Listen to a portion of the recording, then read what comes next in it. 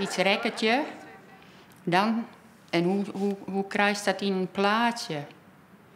En zeker is mijn fotografie is altijd een heel plat werkje dan. En als het mij een kwast in de hand is, denk ik... Weet je wel, gaat dat al heel oors werk, want dat helpt volgens mij volle meer van binnenuit. En ik moet het door de kant uit halen. Ja, dat is een verschil. Dat is wel een verschil, maar ja... Kijk niet alleen mee, je hebt ook het idee... Doutje is boeit door een schilderij van Tames Oud, hoe een eenzame vrouw in het veld. Gewoon wat het schilderij hiet dan ik de eenzaam hiet. En dan denk ik, ja, ze is verleden of ze had haar man en zoon naar de haven gebracht. En toen, ja, maar is zij wel eenzaam? Dat vreeg ik mij toen ook weer. En dan denk ik, oh ja, ik voel mij nooit eenzaam. Maar ik vind het wel prettig om alleenig te wezen. En daar zitten wel twee verschillende dingen. Dit is volgens mij we het laatst dorst, of net? Ja. Erop uit? Erop uit. En dan struinen.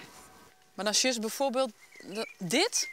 Ja, best wel. Nou vind ik deze, daar val ik dan niet op. Maar dat ben inderdaad die won van Benjam.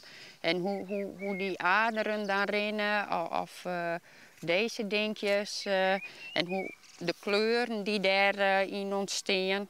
Er zit wel een of andere hoeken van het eigen dat ik daarop op let. En dan zie ik bijvoorbeeld staan naar een beam, maar dan zie ik nou ik alweer het paard bij langs. En je struinen, hè? Dus het gaat langzaam. Ja.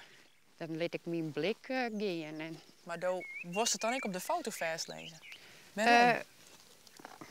Ja, omdat ik dat vast wil, of omdat ik dat vast wil pakken.